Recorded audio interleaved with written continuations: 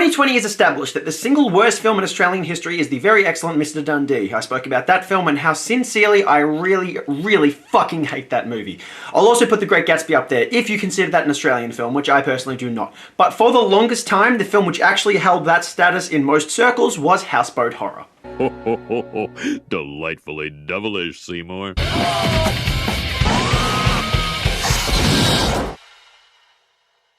Yes, everybody, welcome back to Delightfully Devilish, the show where we discuss films that all at once meet the criteria of being the good, the bad, and the ugly. I'm your host, Jukebox Harry, and today we are looking at one of the most unintentionally hilarious films in Australian history. Houseboat Horror is a 1989 direct-to-video Australian slasher film with an abysmal production history. There is a lot of trouble that went into making this film, and it was not worth it because this film is a piece of shit, but I'm so happy this film got made. I have actually seen Houseboat Horror at cinemas twice, both times at Cinema Nova, and most recently it was at Monsterfest 2019, where the cast and crew actually united to talk about this film. A lot of the cast actually said they had never seen this film before, and I don't blame them, but I think that is also wonderful. Watching this film at Monsterfest actually put a big degree of unity into the crowd because the whole audience there loves horror films and good bad movies, and we were all united over the fact that Australia has their own example of an iconic slasher film which is also so fucking awful.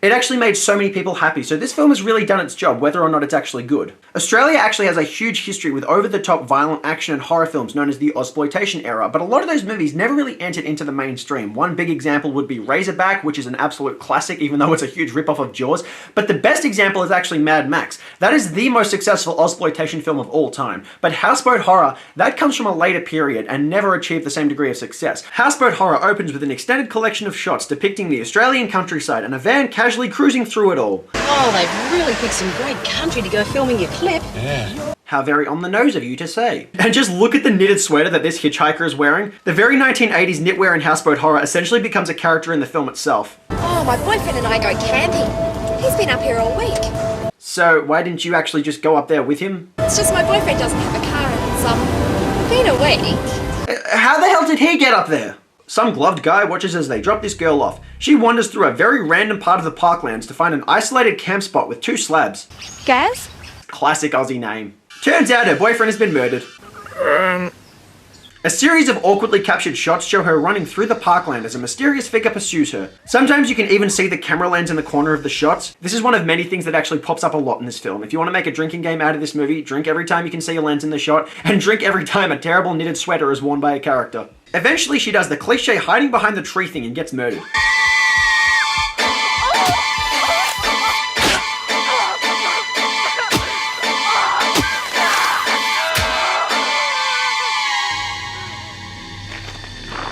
Honestly, this film has me already hooked. That murder was so terribly done, but it's also just barely able to pass, and that's the fine line of being so bad that it's good. A shot of the killer's blade fades as the film transitions into revealing its title text, and a very low-rent 1980s theme song plays over the budget intro credits. One of the actors is even called Animal, you know, like Cher. What'll it be? 1, 2, or 3? I'll have 2, thanks. It's a fill of diesel then. No, I want super. Well, that's 1. Gets confusing with all the choice we got up here. 3's unleaded, just in case you want that next time. This dialogue is just gold, and the fact that you've got 1980s Bogan saying it all is... it really gives this film its own flavour. You eating, mate? I'll get coffee and donuts. Struth, don't you want to find out if he's eaten first, Cobber? The lake up there. Is the weather as poxy as this or what? Like it always is. Beautiful one day, lousy the next. For the record, if you live in Victoria, Australia, that is painfully accurate. The weather in this state is as unpredictable as Nicolas Cage's career. Jeez, hell, that book of yours must have some great naked visuals in it, eh? Has anyone ever used the phrase naked visuals in their life? If you have, please comment down below. I want to know why. The Nazis were really in for slaughter. Nothing like a bit of blood and guts, eh, mate? Oh, you have no idea. Hey, top food, mate. Keep you alive forever. Gary, want anything? No donuts. He's too busy with his book. This is some of the most Australian dialogue I've ever heard. It is so terribly written, but it is authentic. What worries me about movie people is they stuff up anything in their way. Yeah, footy teams are the same. Yeah. It brings back memories of those movie killings a few years back. Yeah. They were making movies. They were film people. Drink. But I couldn't see you from behind. I have to check the right angles. Making film is serious business. Ah, yes. Remember a time when you were allowed to talk on your phone while driving? Hash brown, take me back. I'm planning on staying for a month or something. I've worked on one of Evans's shoots before. Plenty of booze, but God help you if you're hungry. And there's an example of rule 2. Drink. Oh, God, Bert, you've got enough stuff here to sink a boat. Well, as an equipment rental store, I would sincerely hope so. I don't know why this guy is just holding a book that says horror, nor do I know why nobody managed to notice the cameraman's shadow very obviously casting over him in this shot. I could use this on you, you know, if you don't behave yourself. I have a feeling you've come up here for a very loud, boozy weekend. Right? Well, I'm up here for a very quiet holiday, right, Mert? Those few seconds are definitely worth making a gif out of. Also, take note of just how many times the VB logo pops up in this film. It's pretty relentless. And that's rule 3. Drink every time you see a VB tinny. Grant Evans, wanking as usual. Look at him. The guy was just taking his personal belongings out of a car. How does that become wanking as usual? And there's some more tinnies. So take a frothy sip, you drongo. Do you need a new manager? I heard that. I suppose you'll be looking for a few more gigs back in town?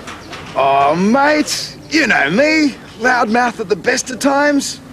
Mate, you wouldn't think. Nah, never. Wow, what a heated exchange. As predicted, 90% of the dialogue in this film is just obligatory small talk with a couple of minutes of exposition popping up occasionally. All you need to know is that these guys have come out here to film a music video. Hey, you're on the film crew this weekend, not in the timber yard. We're just practicing for when we need firewood, you know, for the barbie. Moron, you don't use green timber when you're making a fire. Practicing anyway. Hear that? He's practicing the art of chopping wood on a live tree, which is no doubt gonna blunt the blade, and he doesn't even have the decency to face the camera when he's talking. Oh my god! If everyone slashed away at the trees, there wouldn't be any left in a couple of years. I'm just practicing, in case we need firewood. You're only here for a few days and you think you can hack the place up. That is probably my favourite moment in this film. This guy's face is just priceless. Get used to hearing that sound effect a lot. This film actually mistakes it for an actual musical score. After an abundance of empty talking, we get a montage of everyone setting sail to the tune of a shamelessly 80s song. Take a sip. I don't like location shoots much. And it's money, isn't it? Come on now, which shoots are good shoots? Poop shoots. Also, take a sip. Hey guys, girls, it's party time. Come up here. It's view's magnificent. You'll bar up. This is the exact same shot as before they left. Who is he talking to? Don't forget, Evans is on the shoot and he wants boys and girls on separate boats. Great time to be gay then. The location they actually shot Houseboat Horror is up at Lake Eildon, which is really a beautiful spot, but it looks all grey and barren. Wintertime's the best time to be up here. No tourists, just peace and quiet. You're not just wrong, you're stupid. Young and she's cool by me. She's young and she's cool and she's groovy. You guys are a terrible band. What London museum features the Chamber of Horrors? Oh shit, you idiot! This guy is just a very unpredictable asshole. And of course we need a Psycho reference. Gotcha! Gee, you're jumpy. Oh god, you scared the shit out of me. Sorry, can you leave the water on for me? Yeah, sure, okay. Well, that was pointless. And here is the film's killer, sharpening his blade. A newspaper article suggests that he is linked to 4 deaths involving a film crew. And apparently there was a child burnt on the set of that accident. Wow, you just ruined your own personal memento. You're not a very smart killer, are you? Day 2. Morning comes and our hero shamelessly wakes everyone up. Oh, and not everyone's been sleeping in their own bed, eh? I honestly feel like this guy wasn't originally a character in the film. He just tacked along on the film crew as a friend of someone and just started doing shit. And the cameraman was just like, hey, I'm gonna just film this guy and see if I can work it into the movie.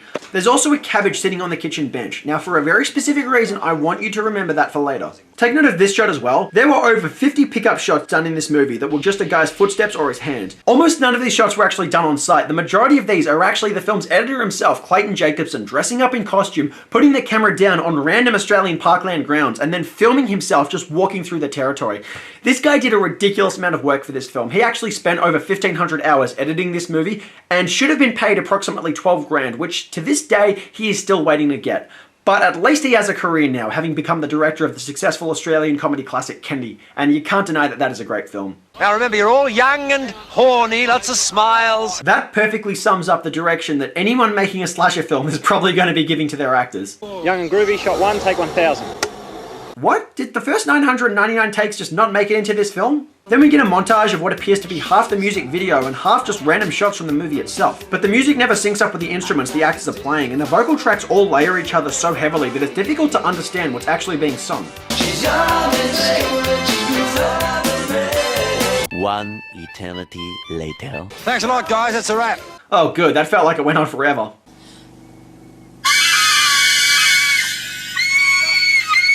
Shit!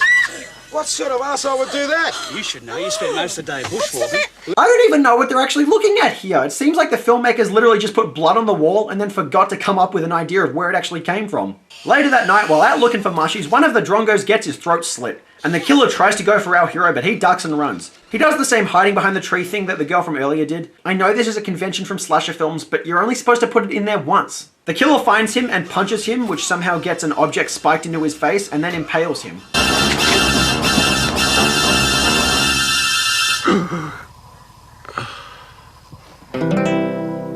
And this is actually sad. This guy is the best character in the film when they killed him off really fucking early. Bernie, I think we got to keep practicing the song. What's that? You're practicing? I live nearby, and I heard the activity. Luckily, just as the best character dies, another memorable character randomly enters the film. We're making a film, a movie.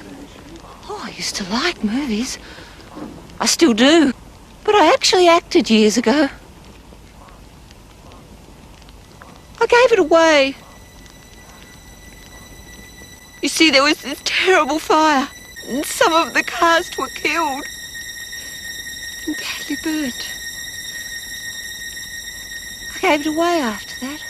Look, you weren't even meant to be there. She's probably the only cast member in the film who is actually trying to play some sort of character. It doesn't mean she's good, but it does mean she's memorable. I'll be going. I just wanted to be neighbourly.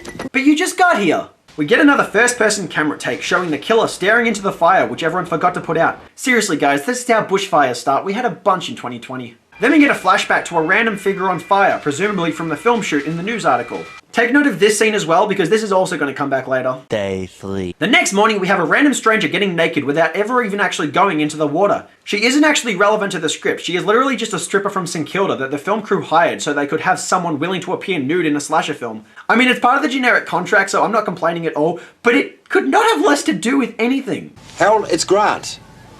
And a couple of strange things have happened, Harold. When you're going round the twist. Where he going? Wow, this place sure has a variety of scenery, doesn't it? Yeah. Okay, wow, this actress should not be allowed to ad-lib. You never use the word scenery when you're in a movie. These two yahoos go searching for the others in this abandoned barn type place. Now where he going? After a prolonged period of the characters wandering through the area, no doubt to show off the scenery and pad out the running time, we get another murder. And the killer just leaves the blade in. He left a practical weapon in the body of his last victim and then went and grabbed something that no one has probably ever used as a weapon in another horror film. He is definitely not a smart killer. This scene begins as a very melodramatic chase before going all Friday the 13th with its terrible slow motion and concluding as possibly the worst death scene in the film.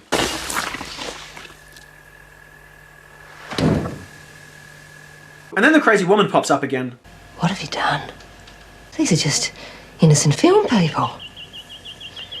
You don't have to hate the movie people forever. Now go on, get out. Go on. Then we're out at a bar where the drink of choice is, you guessed it, more VB tinnies, which have actually been upgraded from sponsored content to set decoration in this scene.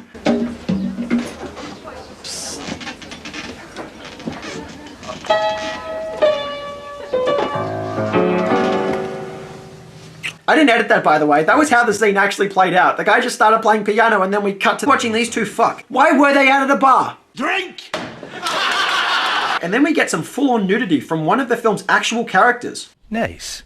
Nice. Nice. And despite all the tinnies these goons have been smashing, literally the only thing in the fridge is milk. After pouring a saucer for the cat, she inexplicably leaves the milk out. Why would she do that?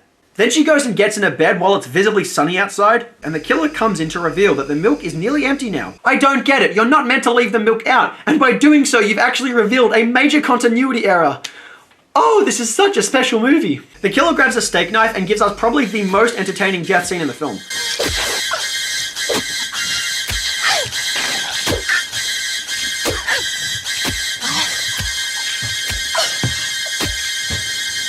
Is she getting stabbed to death or having a seizure? You decide. Then we get a spear gun murder. Okay, that is the film's second best death scene, simply because of how that guy acts when he dies. Come on. Nothing takes that long. The wait for them to finally film The Expendables 4 does. I've been waiting 7 years now.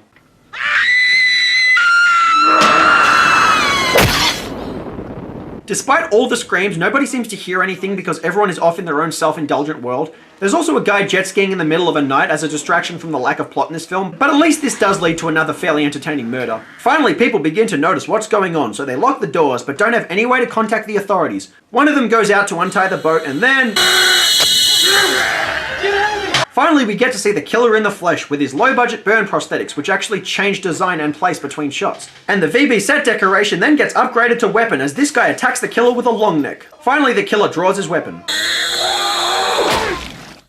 The last time I saw this movie, me and my friends were actually perplexed at this scene because that actually looks like a really good death. Those prosthetics are really solid, and that was actually made out of the cabbage that I pointed out earlier. I'm just really confused because that looks like a good death scene that they actually plagiarized from another film and then added a very weird zoom into, which actually downgrades it. If you can make death scenes that good, then why is so much of this film just terrible? And then we go from a really well done death scene to one where they didn't even bother trying. Why did you think you could hide in there? And now the death scenes are getting steadily worse by the scene. Then we're back at the bar again, literally reusing the exact same shot from earlier. And then it's sunrise again. They just keep using random footage for the sake of transitions now. Ugh. I know I should come to expect it from this film by this point though. Day 4. Apparently the killer has been chasing this girl until morning.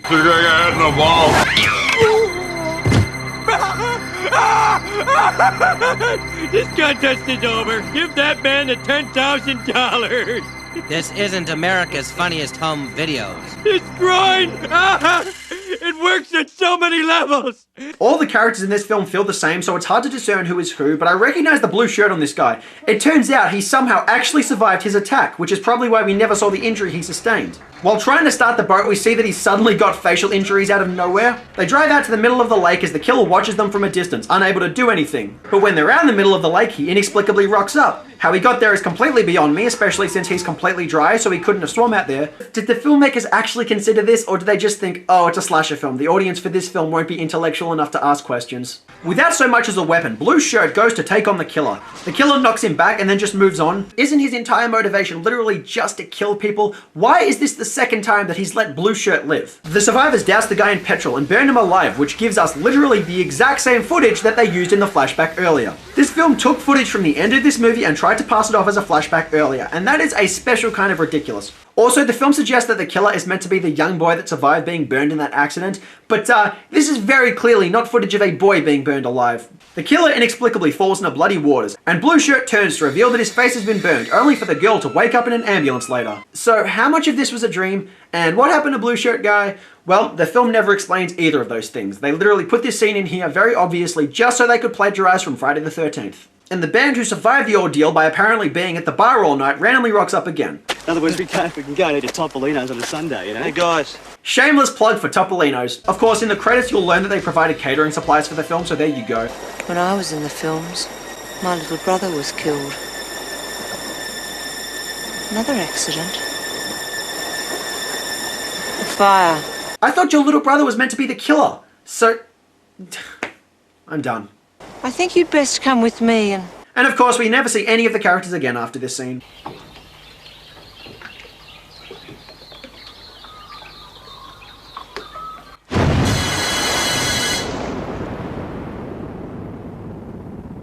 Actual footage of Harold Holt finally coming out of the Point-Nepean Ocean after disappearing for so long. Yeah, they obviously put this scene in because they wanted to leave room open for a sequel, which never happened.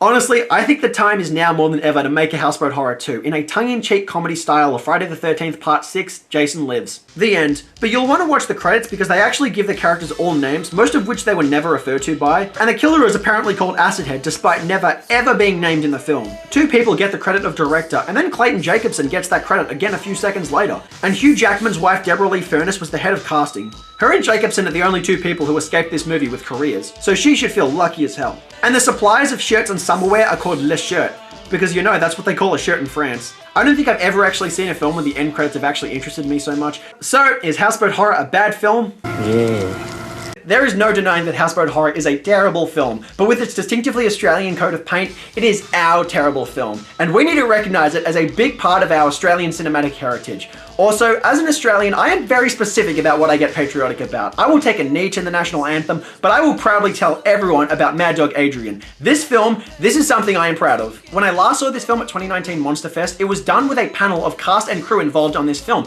and that's how I learned that Houseboat Horror actually did have a shooting script. Watching this, I was so certain that a crew just took a bunch of cameras, drongos, and VB tinnies up to Lake Eildon and just started shooting whatever and writing things along the way.